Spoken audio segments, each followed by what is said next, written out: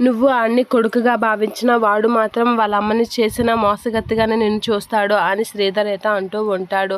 ఇక ఆ మాట దీప అయితే వింటూ ఉంటుంది. నువ్వెప్పుడు వాడిని కొడుకుగా చూడకు, వాడు నిన్ను మోసగత్తిలాగే చూస్తాడు అనేసరికి మళ్ళీ ఎందుకు వచ్చావు అని కార్తీక్ని అంటూ ఉంటాడు శ్రీధర్. అలా అనేసరికి మీకు ఒక విషయం చెప్పడం మర్చిపోయాను, ఆ విషయం మాట్లాడడానికనే వచ్చాను అని అయితే కార్తీక్ అంటూ ఉంటాడు కావేరితో.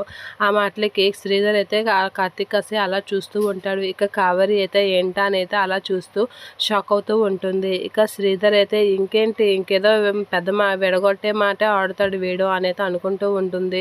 ఇక నా కూతురు ఒకసారి ఒక ప్రశ్న అడిగింది, చిన్న నాన్నమ్మ ఎప్పుడు మన ఇంటికి వస్తుంది అని అంటూ ఉంటాడు కార్తీక్. ఆ మాటలకి కావేరి అయితే అలా చూస్తూ ఉండిపోతూ ఉంటుంది. ఆ మాటలకి నేను తనకి సమాధానం ఏం చెప్పలేదు, కానీ మీకు చెప్తున్నాను, స్వప్న వాళ్ళ ఇంటికి మీరు ఎలా వెళ్తున్నారో అలానే మా ఇంటికి మీరు రావచ్చు చిన్నమ్మ అనేది అంటూ ఉంటుంది. అలా అనగానే శ్రీధర్ అయితే షాక్ అవుతూ ఉంటాడు. ఇక కావేరి అయితే షాకే అలా చూస్తూ ఉండిపోతూ ఉంటుంది.